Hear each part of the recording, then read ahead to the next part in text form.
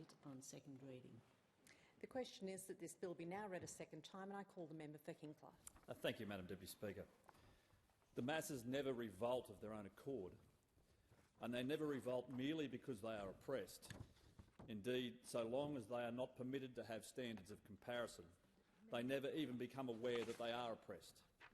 Well, so said George Orwell in his novel 1984.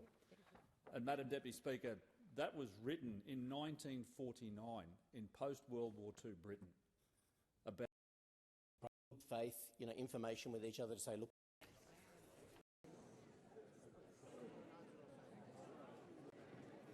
Was resolved in the affirmative. The House will now I'll call the clerk. Second reading, a bill for an act to amend the law relating to communications and for related purposes. The House will now consider the bill in detail, and I understand it is the wish of the House to take the bill as a whole. The question is that the bill be agreed to. I'll give a call to the Minister. Mr Speaker, I present a supplementary explanatory memorandum to the bill. I call the Minister. Mr Speaker, I ask leave of the House to move Government Amendments 1 to 23 as circulated together. Call to the member for Herbert. Leave is granted. Leave is granted. I thank the member for Herbert. I give a call to the Minister. I move Government Amendments 1 to 23 as circulated together. Mr Speaker, I acknowledge the constructive engagement of the crossbench in informing the government amendments that are now before the House. The government's amendments will further enhance transparency of the actions of digital communication platforms in relation to misinformation and disinformation, improve oversight over the operation of the provisions in the bill, and provide additional clarity on the definition of professional news content. The government amendments would include new provisions which would enable the ACMA to make digital platform rules to establish one or more data access schemes that would require digital communication platform providers to give independent researchers access to data for the purposes of research. Such a scheme would be focused on data relating to the identification, assessment and mitigation of misinformation and disinformation risks on the relevant platforms. The proposed data access scheme would support the development of an evidence base regarding the efficacy and performance of digital communication platform providers' measures to combat misinformation and disinformation. The digital platform rules would enable in the same manner as digital platform rules would be enforceable in the same manner as digital platform rules relating to complaints and dispute handling processes already in Division 2 of Part 2 of the bill. These will be legislative instruments subject to parliamentary scrutiny and disallowance. The amendments would also provide new obligations for digital platform providers to publish their policies or policy approach to sharing their data for research purposes. When a data access scheme is enforced, the provider will also have to publish the steps they are taking to comply with the requirements under the schemes. The bill would also be amended to require the Minister to cause a review of data access arrangements for the purposes of misinformation and disinformation research as soon as possible after the first anniversary of the commencement of Schedule 9 of the bill. The bill currently provides for triennial statutory reviews of the bill but does not mandate nor exclude that this be an independent review. The bill would be amended to mandate that the reviews be conducted as independent reviews, and I acknowledge the member for North Sydney for her constructive contribution to this amendment. The bill exempts professional news content from being considered misinformation or disinformation. The definition of professional news content includes news content that is subject to the rules of the Commercial Television Industry Code of Practice, the Commercial Radio Code of Practice or the Subscription Broadcast Television Code of Practice, and rules or internal editorial standards that are analogous to these rules. On the 16th of October 2024, the ACMA registered new community radio broadcasting codes of practice, which include provisions relating to mis and disinformation. The government amendment to the bill would include explicit reference to rules covering community radio broadcasting in the professional news content exemption. This is in recognition that this sector also has industry standards relating to the accuracy of broadcast content. Through these amendments, the government will further enhance the transparency and accountability of how platforms treat misinformation and disinformation online. It would also enhance oversight of the operation of provisions in the bill through an independent review. Doing nothing to protect Australians from seriously harmful misinformation and disinformation online is simply not an option. The question is the amendments be agreed to. I give the call to the honourable member for North Sydney. Thank you, Mr Speaker. I just wanted to rise to speak on this bill at this point in time, and I want to start by thanking both the Minister and her team and the government more broadly for their genuine engagement on this, because I do think that it is very clear that the government has genuinely listened to the criticism it received from its first draft in 2023.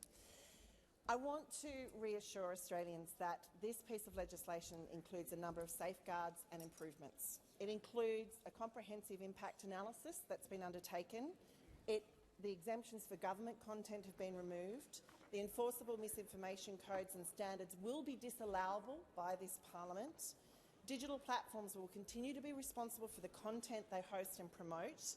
And what's really important to call out in a campaign of disinformation around this legislation is that neither the government nor ACMA will be able to engage directly with a content producer nor demand content be removed.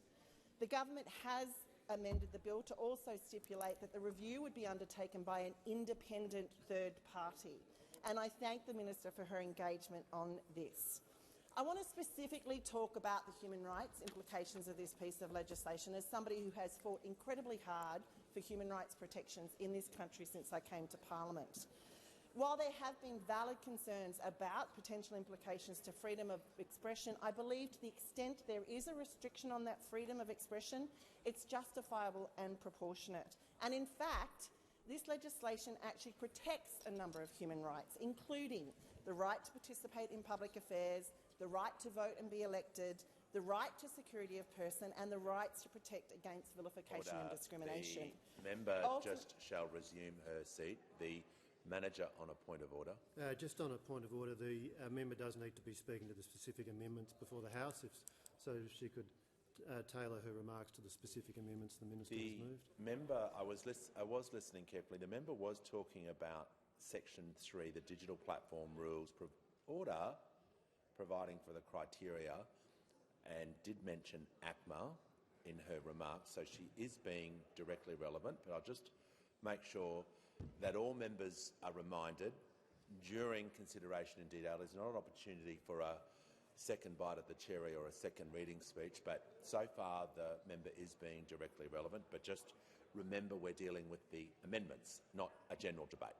Mr Speaker, and thank you for that, because the point I'm making is that the elements that have been introduced through the amendments to this legislation have made it infinitely stronger by ensuring that there is independent oversight in how this legislation will be enacted, and ensuring that actually there is access granted to researchers, which I want to particularly thank the member for Goldstein for the amount of work that she has done in advocating for that exemption.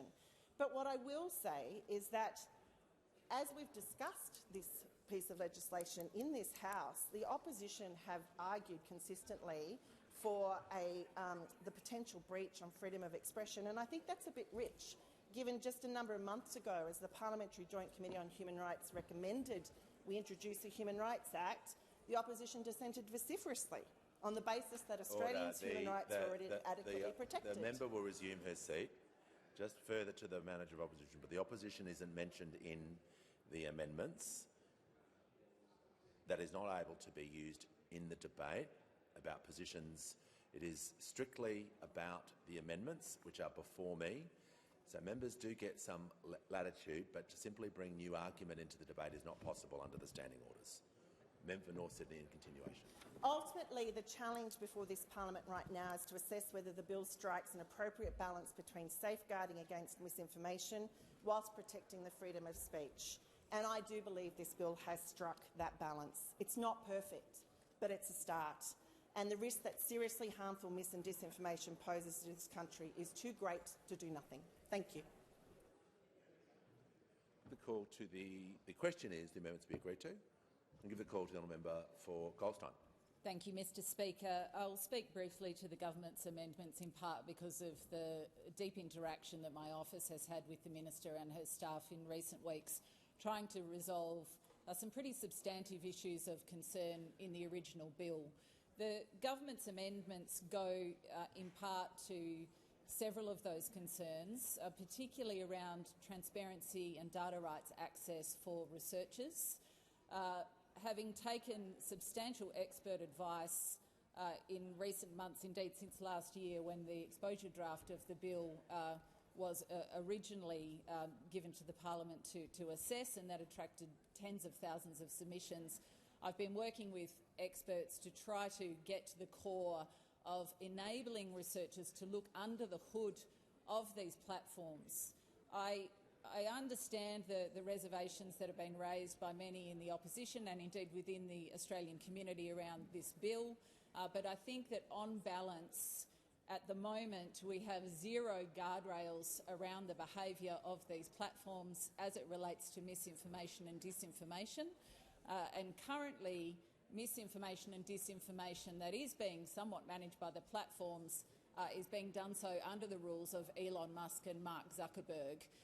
In this instance, this Parliament, on behalf of the Australian community, is trying to take some level of control back in order to be clear on exactly what risk mitigation measures the platforms have in place so that we can see that in areas of risk, the platforms are taking the appropriate action. And I note that experts say that the addition of these amendments does add robustness and is consistent with international best practice on data rights access and is likely to be a more powerful mechanism for countering misinformation and disinformation than just ACMA alone. I'll also note, Speaker, the concerns that have been raised by the Human Rights Commissioner around this bill, and I will reassure members of my community that others have different views. The Human Rights Law Centre, for example, believes that with the changes that have been made, that this bill should be passed in its current form. So I thank the Minister for the interaction and indeed the Minister's staff who've done an enormous amount of work with my office on this. Thank you, Speaker. Question is the amendments be agreed to. I put the question. Those opinions say aye. Against no. The ayes have it. Division required. Ring the bells for 4 minutes.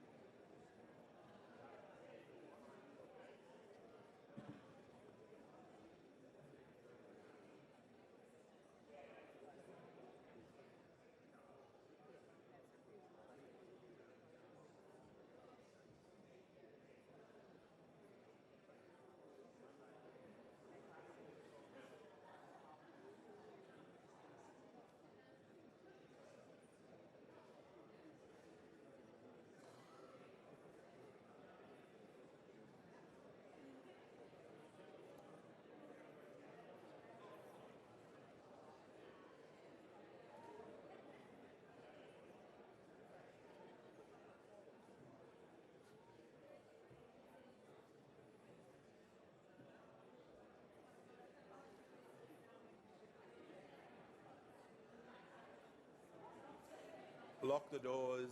The question before the House is the amendments be agreed to. Ayes will pass to the right of the chair and the noes to the left. I appoint the honourable members for Werriwa and Bean as tellers for the ayes, and the honourable members for Parkes and Gray as tellers for the noes.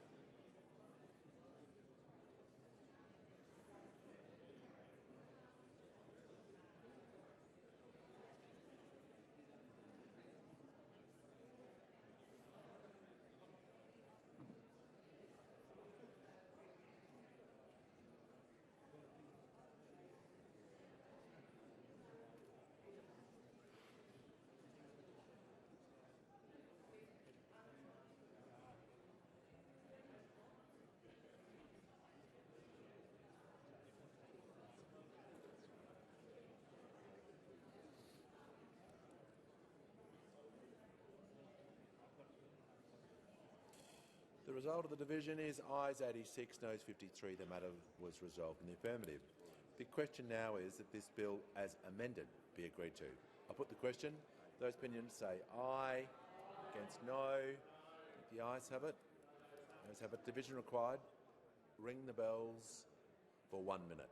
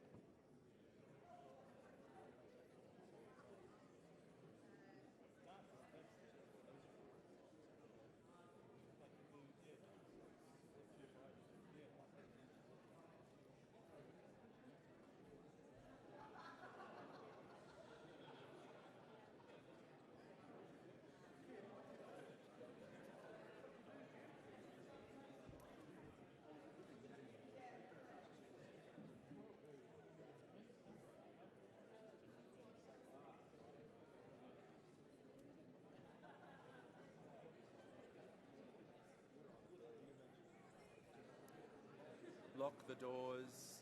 The question is before the House that the bill as amended be agreed to. The ayes will pass to the right of the chair and the noes to the left. Appoint the honourable members for Werriwa and Bean as tellers for the ayes, and the honourable members for Parkes and Gray as tellers for the noes.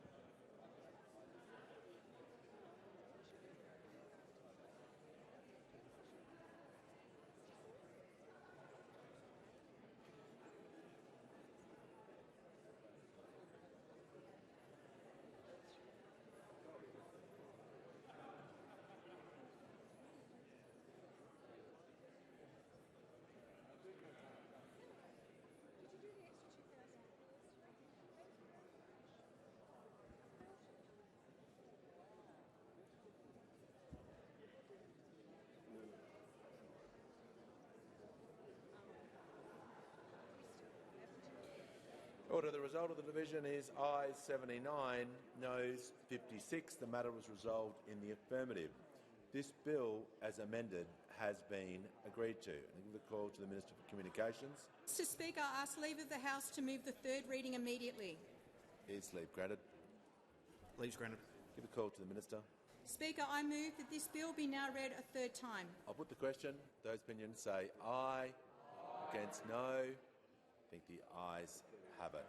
And I call the clerk. Third reading, a bill for an act to amend the law relating to communications and for related purposes.